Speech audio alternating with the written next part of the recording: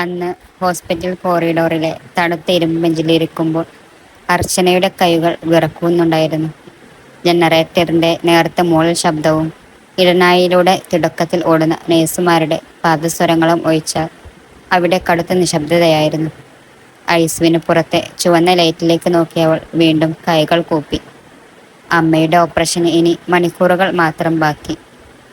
5 ലക്ഷം രൂപ ഉടൻ തന്നെ ക്യാഷിൽ അടച്ചില്ലെങ്കിൽ സർജറി നടക്കില്ലെന്ന് ഡോക്ടർ തറപ്പിച്ചു പറഞ്ഞു കഴിഞ്ഞു. സ്വന്തമെന്ന് പറയാൻ ഒരു ചെറിയ വീട് മാത്രമുള്ള അവൾക്ക് എവിടുന്ന് കിട്ടാനാണ് അത്രയും തുക? ബന്ധുക്കളുടെയും കൂട്ടുകാരുടെയും മുന്നിൽ കൈനീട്ടി മടുത്തു. എല്ലാവരും വാതിലുകൾ കൊട്ടിയടച്ചപ്പോൾ ഒടുവിൽ അവളുടെ മുന്നിൽ തുറന്നത് ഒരേയൊരു വഴി മാത്രമായിരുന്നു. നഗരത്തിലെ പ്രമുഖ ബിസിനസ്സുകാരനായ നിശാന്ത് മുന്നോട്ട് വെച്ച ആ നിബന്ധന അവൾക്ക് ഇപ്പോഴും ഓർമ്മയുണ്ട്. അവൻ്റെ ഓഫീസിൽ വെച്ച് ആ തണുത്ത കണ്ണുകളോടെ അവൻ പറഞ്ഞ വാക്കുകൾ. എനിക്ക് നിന്നെ ഒരു രാത്രി വേണം അർച്ചന. പണം ഞാൻ തരാം.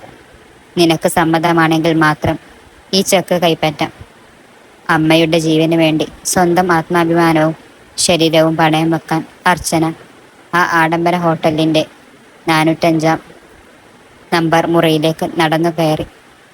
നക്ഷത്ര ഹോട്ടലിൻ്റെ ആ മുറിയിൽ എയർ കണ്ടീഷണറിൻ്റെ തണുപ്പ് കുറവായിരുന്നിട്ടും അവൾ വിയർക്കുന്നുണ്ടായിരുന്നു. തണുത്ത വെളുത്ത ബെഡ്ഷീറ്റിലേക്ക് നോക്കുമ്പോൾ അവളുടെ നെഞ്ചിടിപ്പ് കൂടിക്കൂടി വന്നു. കണ്ണുകളിൽ നിന്ന് കണ്ണീർ തുള്ളികൾ ഒന്നിനു പുറകെ ഒന്നായി വീണുകൊണ്ടിരുന്നു. പെട്ടെന്നാണ് മുറിയുടെ വാതിൽ തുറന്നു നിശാന്ത് അകത്തേക്ക് വന്നത്. കറുത്ത ബ്രാൻഡഡ് സ്യൂട്ടിൽ പ്രൗഢിയോടെ നിൽക്കുന്ന അവൻ അവളെ ഒന്ന് നോക്കി. അവളുടെ മുഖത്തെ ഭയവും നിസ്സഹായതയും ആ കണ്ണുകൾ തെളിഞ്ഞു കണ്ടു. അവൻ ഒന്നും സംസാരിച്ചില്ല. പതുക്കെ തൻ്റെ കോട്ടും ടൈയും അഴിച്ചു മാറ്റി കസേരയിലേക്കിട്ടു.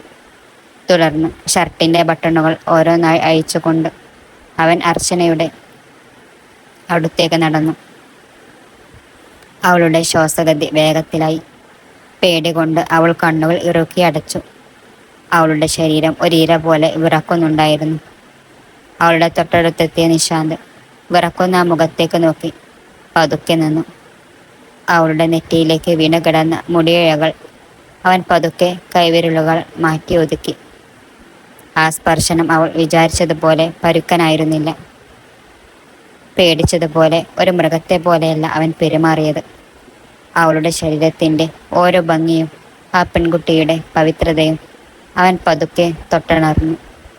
അവളുടെ അധരങ്ങളിലേക്കും കഴുത്തിലേക്കും അവൻ്റെ വിരലുകൾ നീങ്ങിയപ്പോൾ അർച്ചനയിൽ ഒരു പുതിയ അനുഭൂതി പടരുകയായിരുന്നു. താൻ പണം കൊടുത്തു വാങ്ങിയവളാണെന്ന ഭാവമില്ലാതെ ഒരു പുരുഷൻ സ്ത്രീയെ ആർദ്രമായി കീഴടക്കുന്നത് പോലെ അവൻ അവളെ തന്നിലേക്ക് ചേർത്തു. ഭയത്തോടെ തുടങ്ങിയ ആ രാത്രി ഒടുവിൽ ഇരുവർക്കും മറക്കാനാവാത്ത ഒരു ശാരീരിക ലയനമായി മാറി.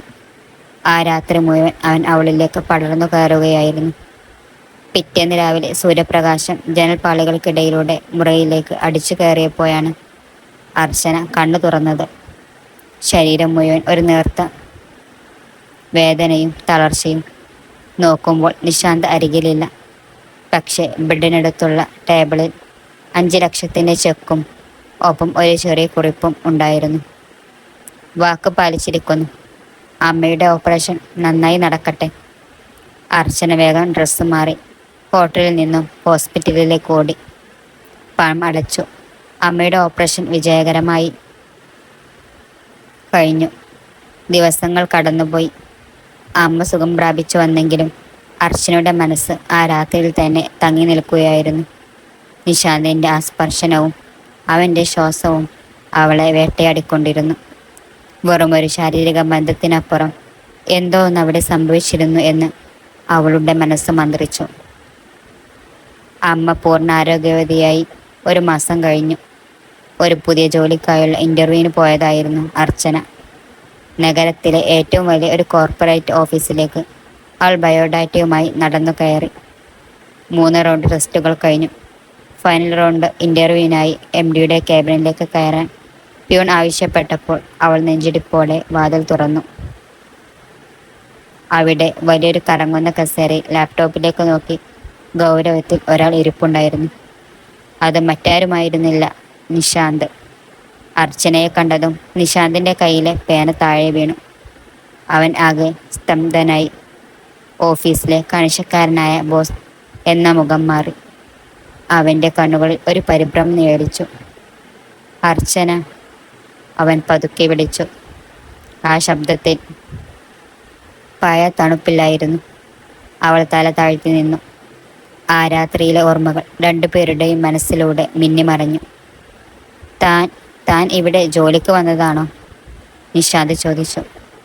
അവൻ്റെ ശബ്ദത്തിൽ മുമ്പുണ്ടായിരുന്ന ആ അധികാരഭാവം തീരെയില്ലായിരുന്നു. അതെ സാർ, അവൾ പതറി. ഇൻ്റർവ്യൂ കഴിഞ്ഞു പുറത്തിറങ്ങിയ അർച്ചനക്ക് അന്നു തന്നെ ജോലി ലഭിച്ചു. പക്ഷേ അതൊരു തുടക്കം മാത്രമായിരുന്നു. ഓഫീസിൽ വെച്ച് അവർ പരസ്പരം കാണുമ്പോഴെല്ലാം ഒരു ഗാന്ധിക ശക്തി പോലെ എന്തോ ഒന്ന് അവരെ അടുപ്പിച്ചു. ആദ്യമൊക്കെ നിശാന്ത് വിചാരിച്ചത് അർച്ചനയോട് തോന്നിയത് വെറുമൊരു ശാരീരികമായ ആകർഷണം മാത്രമാണെന്നാണ്.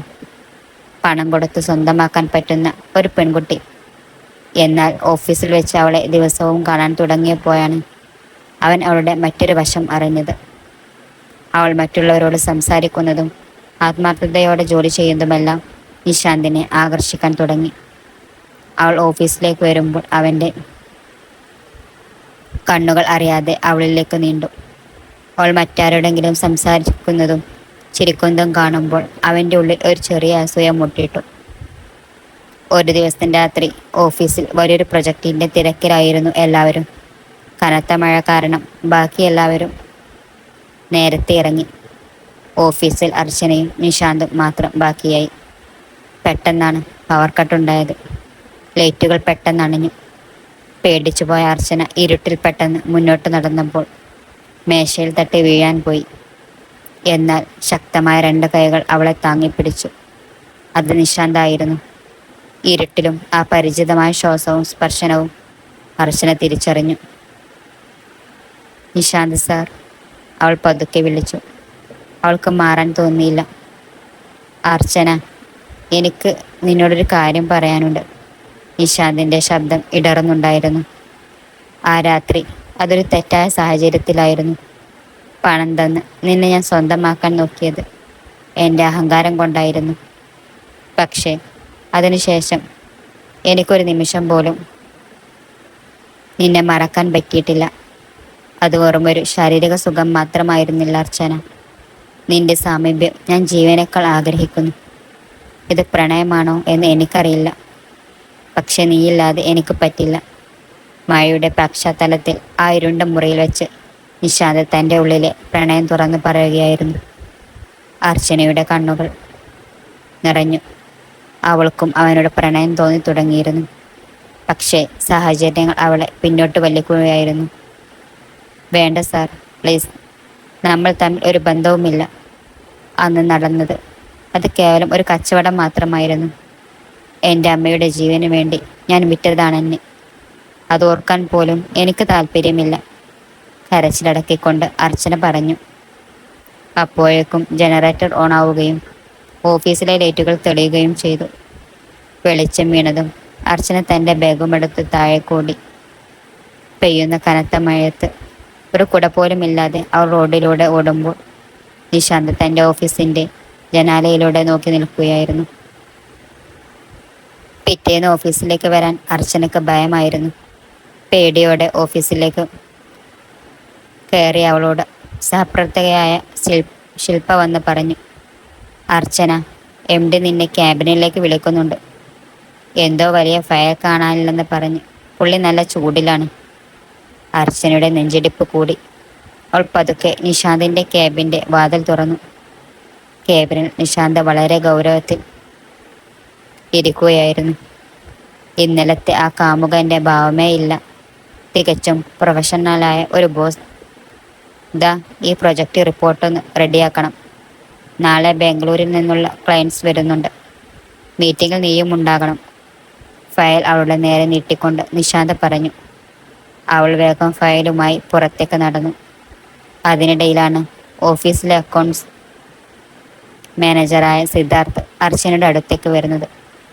അവൻ അർച്ചനയുടെ സീറ്റിനടുത്ത് വന്ന് പതുക്കെ മേശയിൽ ചാരിയിരുന്നു. എന്താ അർച്ചന, പുതിയ പ്രൊജക്റ്റൊക്കെ നിനക്ക് തന്നെയാണല്ലോ കിട്ടുന്നത്. MDക്ക് നിന്നോട് എന്തോ പ്രത്യേക താല്പര്യമുള്ളതുപോലെ ഉണ്ടല്ലോ. അവനൊരു കുസൃതി ചിരിയോടെ ചോദിച്ചു. എനിക്ക് തന്ന ജോലി ഞാൻ കൃത്യമായി ചെയ്യുന്നുണ്ട് സിദ്ധാർത്ഥ്, അർച്ചന ഗൗരവത്തിൽ പറഞ്ഞു. ആണോ? പക്ഷെ 1 മാസം മുമ്പ് ഒരു ശനിയാഴ്ച രാത്രി നഗരത്തിലെ പ്രമുഖ ആഡംബര ഹോട്ടലിൽ വെച്ച് നീയും നിശാന്ത് സാറും ഒരുമിച്ച് നിൽക്കുന്നത് എൻ്റെ ഒരു ഫ്രണ്ട് കണ്ടിരുന്നു. നീ അവിടെ എന്താണ് ചെയ്തതെന്ന് എനിക്ക് കൃത്യമായി അറിയാം.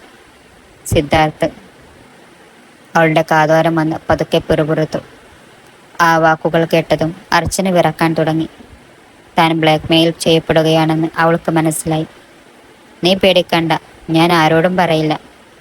പക്ഷെ ഇന്ന് വൈകുന്നേരം നമുക്കൊന്ന് പുറത്തു പോയാലോ? സിദ്ധാർത്ഥിൻ്റെ കണ്ണുകളിൽ വന്യമായ നോട്ടം തെളിഞ്ഞു. അർച്ചന കരച്ചിലിൻ്റെ വക്കിലെത്തി നിൽക്കുമ്പോഴാണ് പുറകിൽ നിന്നും ഒരു ഇടിമുഴക്കം പോലെ ശബ്ദം കേട്ടത്. സിദ്ധാർത്ഥ്! അത് നിശാന്തായിരുന്നു. ക്യാബിനകത്ത് വെച്ച് നിശാന്ത് സിദ്ധാർത്ഥിന് നേരെ തിരിഞ്ഞു. അർച്ചനയെ ബ്ലാക്ക്മെയിൽ ചെയ്യാൻ മാത്രം നീ വളർന്നോടാ, ഗെറ്റ് ഔട്ട്! സിദ്ധാർത്ഥ് പേടിച്ചു വിറച്ച് പുറത്തേക്കോടി. നിശാന്ത് അർച്ചനയെ ആശ്വസിപ്പിച്ചു. എന്നാൽ സിദ്ധാർത്ഥിൻ്റെ ഉള്ളിൽ അത് വലിയൊരു പകയായി വളരുകയായിരുന്നു.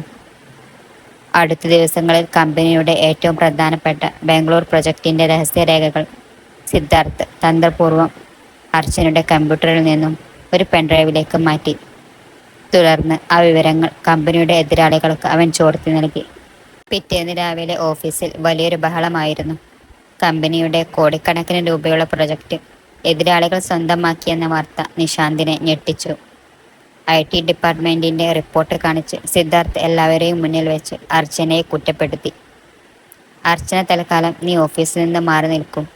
അന്വേഷണം കഴിയുന്നതുവരെ നിന്നെ സസ്പെൻഡ് ചെയ്യുകയാണ്. നിശാന്തിൻ്റെ ആ വാക്കുകൾ അർച്ചനയുടെ ഹൃദയം തകർത്തു കളഞ്ഞു. അവൾ കരഞ്ഞുകൊണ്ട് ഓഫീസിൽ നിന്നും ഇറങ്ങിയോടി. സിദ്ധാർത്ഥ് വിചാരിച്ചു താൻ ജയിച്ചുവെന്ന്. മീറ്റിംഗ് കഴിഞ്ഞ് സിദ്ധാർത്ഥ് തൻ്റെ ക്യാബിനിലേക്ക് പോകാൻ ഒരുങ്ങിയപ്പോൾ നിശാന്ത് അവനെ തൻ്റെ റൂമിലേക്ക് വിളിച്ചു. അവിടെ വെച്ച് നിശാന്ത് തൻ്റെ ലാപ്ടോപ്പ് തിരിച്ചു വെച്ചു. അതിൽ പ്ലേ ആയ CCTV ദൃശ്യങ്ങൾ കണ്ട് സിദ്ധാർത്ഥിൻ്റെ ബോധം പോയി. തലേ ദിവസം അവൻ അർച്ചനയുടെ സീറ്റിൽ വന്ന് ഡാറ്റ മോഷ്ടിക്കുന്നത് അതിൽ വ്യക്തമായിരുന്നു. നീ വിചാരിച്ചോ അർച്ചന എനിക്ക് സംശയമാണെന്ന്? ആ ഡാറ്റ അവളല്ല ചോർത്തിയതെന്ന് എനിക്ക് നന്നായി അറിയാം. പക്ഷേ നിന്നെ കയ്യോടെ പിടികൂടാൻ വേണ്ടിയാണ് ഞാൻ അവളെ തൽക്കാലം സസ്പെൻഡ് ചെയ്തതായി അഭിനയിച്ചത്. എൻ്റെ പെണ്ണിനെ ചതിക്കാൻ നോക്കിയ നിന്നെ ഞാൻ വെറുതെ വിടുമെന്ന് കരുതിയോടാ? മിനിറ്റുകൾക്കകം പോലീസ് വന്ന് സിദ്ധാർത്ഥിനെ അറസ്റ്റ് ചെയ്ത് കൊണ്ടുപോയി. സിദ്ധാർത്ഥിനെ പിടിച്ച ഉടൻ തന്നെ നിശാന്ത് അർച്ചനയുടെ വീട്ടിലേക്ക് വണ്ടി ഓടിച്ചു. വീട്ടിലെ മുറി ഇരുന്ന് കരയുകയായിരുന്നു അർച്ചന. പെട്ടെന്നാണ് അവളുടെ മുറിയുടെ വാതിൽ തുറന്ന് നിശാന്ത് അകത്തേക്ക് വന്നത്. അവളെ സംസാരിക്കാൻ അനുവദിക്കാതെ നിശാന്ത് അവളെ വലിച്ച് തൻ്റെ നെഞ്ചിലേക്ക് ചേർത്ത് പിടിച്ചു. എനിക്കറിയാം നീ ഒന്നും ചെയ്തിട്ടില്ലെന്ന്. സിദ്ധാർത്ഥാണത് ചെയ്തതെന്ന്. അവനെ പോലീസ് പിടിച്ചു. നിന്നെ എല്ലാവരുടെയും മുന്നിൽ വെച്ച് വിഷമിപ്പിച്ചത് ആ ചതിയനെ കൊടുക്കാനായിരുന്നു. എന്നോട് ക്ഷമിക്കും. നിശാന്തിൻ്റെ ശബ്ദം ഇടറുന്നുണ്ടായിരുന്നു. അവൻ പതുക്കെ അവളുടെ മുഖം കൈകളിൽ കോരിയെടുത്തു. അവളുടെ നെറ്റിയിലും കണ്ണുകളിലും അവൻ ആർദ്രമായി ചുംബിച്ചു. ആ രാത്രിയിലെ ശാരീരിക ആകർഷണം ഇന്ന് പരസ്പരം പിരിയാൻ കഴിയാത്ത അത്രയും തീവ്രമായ പ്രണയമായി മാറിയിരുന്നു. എനിക്ക് നിന്നെ വേണം അർച്ചന. എൻ്റെ ഭാര്യയായി, എൻ്റെ ജീവിതമായി നീ എൻ്റെ കൂടെ ഉണ്ടാവില്ലേ? നിശാന്ത് ചോദിച്ചു. അർച്ചനയുടെ കണ്ണുകളിൽ നിന്നും കണ്ണീർ പൊഴിഞ്ഞു.